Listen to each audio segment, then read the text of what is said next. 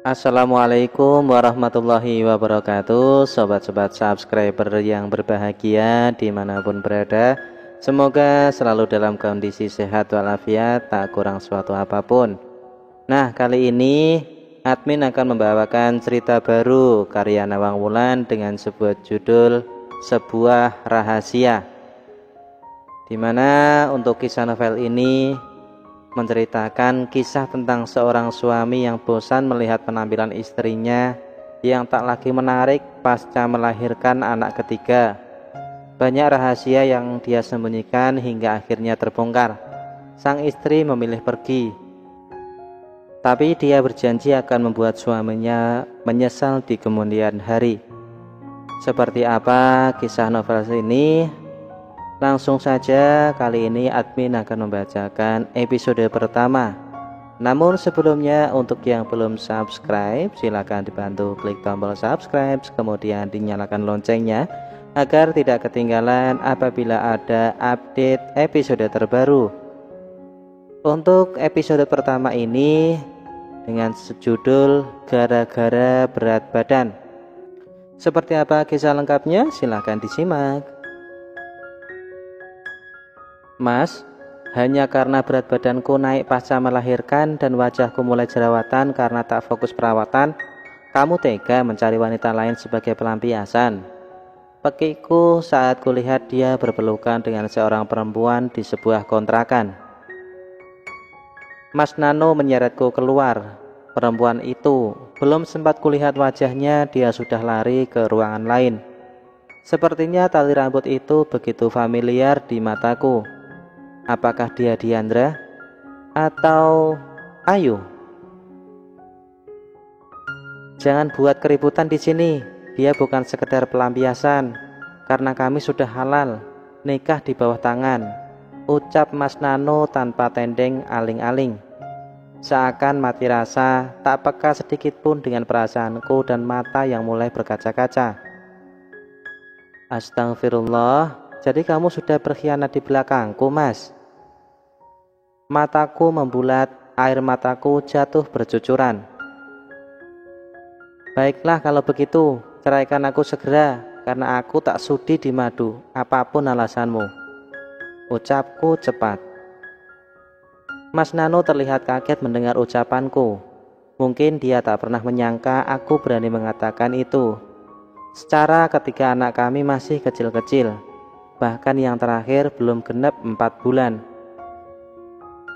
Gila kamu mah, anak-anak kita masih membutuhkan sosok ayah. Lagian poligami diperbolehkan dalam agama, sedangkan perceraian itu hal yang tak disukainya, bentak Mas Nano padaku. Arkan yang terlelap di gendongan mulai merengek. Perceraian memang tak disukainya, tapi diperbolehkannya. Apalagi beberapa bulan belakangan kamu juga sudah AB dengan kami, bahkan tak pernah memberi nafkah. Aku gak mau tahu urus perceraian kita secepatnya, Mas. Atau aku akan bongkar perselingkuhanmu ini pada orang tua dan atasanmu, ucapku setengah berteriak. Kutinggalkan dia yang masih mematung tak percaya, kembali masuk ke dalam taksi yang kusewa. Kisah flashback. Dek, coba sini deh, lihat foto kita zaman dulu, lucu ya, kata Mas Nano, suamiku. Aku menoleh sekilas, masih sibuk dengan cucian menggunung. Mas Nano tiduran di sofa ruang tengah sambil memainkan handphonenya. Sedangkan Arkan, anak ketigaku, tidur di kasur kecil tak begitu jauh dari tempatnya leyeh-leyeh. Lucu kenapa sih, Mas? Tanyaku kemudian. Ku putar mesin cuci untuk mengeringkan. Kamu langsing banget waktu itu ya, Dek, ucapnya lagi. Sepertinya terdengar biasa, tapi begitu menohok bagiku. Aku paling sebel jika Mas Nano mengungkit-ungkit tentang berat badan. Membandingkan berat badanku dulu dengan sekarang yang sudah beranak 3 jelas tidak fair. Mau ngomongin berat badan lagi? Tanyaku kesal.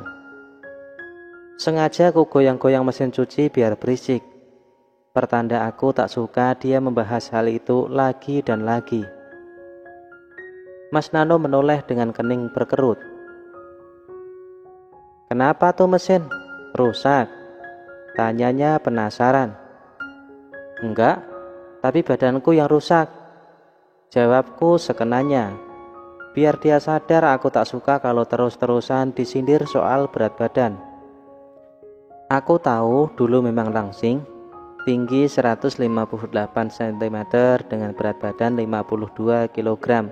Mungkin bisa dibilang cukup ideal. Enggak seperti sekarang yang mendadak kembung dengan berat badan 69 kg. Tapi enggak seharusnya dia selalu mengungkit masalah itu kan?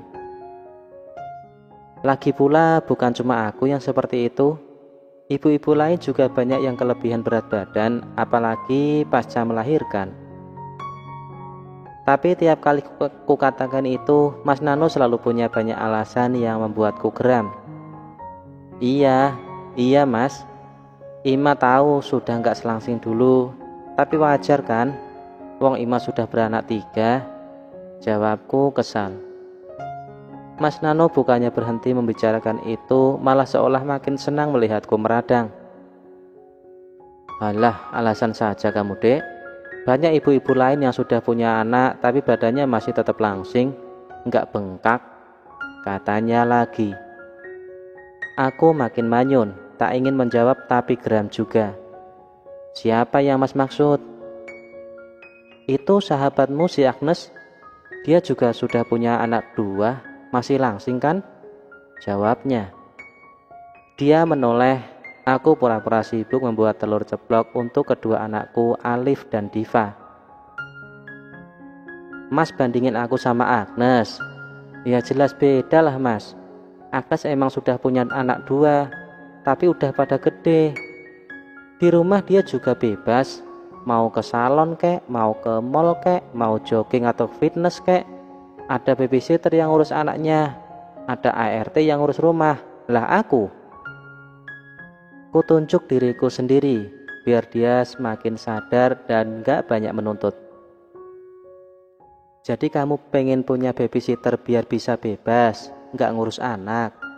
Tanyanya sedikit keras, pertanda mulai emosi. Bukan itu maksudku mas, badan langsing itu kan juga butuh proses, makanya diatur, istirahat, olahraga, dan lain-lain. Aku masih ribet lah mas soal begituan. Lihat tuh anak kita, 3 dengan jarak yang lumayan rapat begitu. Mana sempat aku jogging atau fitness macam Agnes. Bisa makan tenang aja sudah girang. Halah dek, alasan terus kamu ini. Bilang saja males. Kan bisa senam atau apa pas mereka masih tidur. Makan juga diatur, jangan ngawur. Kamu mah apa aja dimakan. Lagi capek solusinya makan. Lagi sedih makan juga. Lagi bahagia apalagi, makan terus. Kamu bilang bisa makan tenang aja udah girang. Makan gak tenang aja badanmu semelar itu loh. Apalagi bisa makan tenang. Jangan-jangan malah lebih parah. Mas Nano kembali berargumen, membuatku makin kesal. Kata-katanya pelan tapi menyakitkan. Coba deh ambil kaca. Wajahmu sekarang juga berjerawat. Padahal dulu gak pernah aku lihat mukamu jerawatan kecuali kalau lagi datang bulan. Iya kan? Pandailah merawat diri dek. Kan itu juga berpahala, menyenangkan hati suami. Ucapnya lagi. Aku tahu semua ucapannya memang benar, tapi itu temenmu si Ayu juga masih langsing aja, padahal sudah nikah. Mas bandingin aku sama Ayu. Ayu itu belum punya anak mas, masih bebas ini itu, banyak waktu untuk merawat diri sendiri. Jawabku menjelaskan. Kamu ini dikasih contoh yang baik malah banyak alasan. Sudahlah mas, harusnya kamu bersyukur. Aku gak pernah nuntut kamu supaya dicarikan asisten. Aku gak pernah minta kamu beliin ini itu.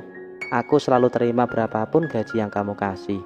Aku juga gak pernah maksa kamu buat bantuin kerjaan rumah, atau paling gak bantu ngomong anak-anak. Masih aja dicela.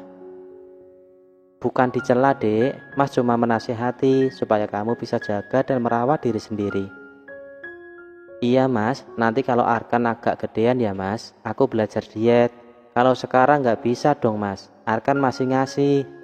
Kalau aku diet dan kurang makan, bisa-bisa dia rewel terus. Kusuapi Diva dengan telur ceplok dan sop ayam. Dia makan dengan lahap, sedangkan Bang Alif sudah pintar makan sendiri, meski kadang masih belepotan dan berceceran di meja makan. Mas Nano masih sibuk dengan handphonenya, tak menggubris ucapanku barusan. Aku juga sudah berusaha merawat diri kok mas, pakai pembersih, pelembab dan lainnya.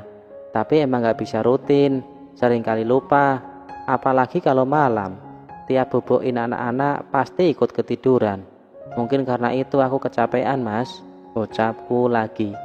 Semoga kali ini dia mau mengerti. Mas Nano hanya melirikku sinis, entah apa yang ada di pikirannya. Kamu memang pinter banget kalau suruh ngeles dek, ucapnya pelan sambil menutup handphonenya. Dia melangkah ke teras sambil membawa kopi dan koran di tangannya. Aku bingung, sebenarnya yang kurang bersyukur dan banyak alasan, aku atau dia.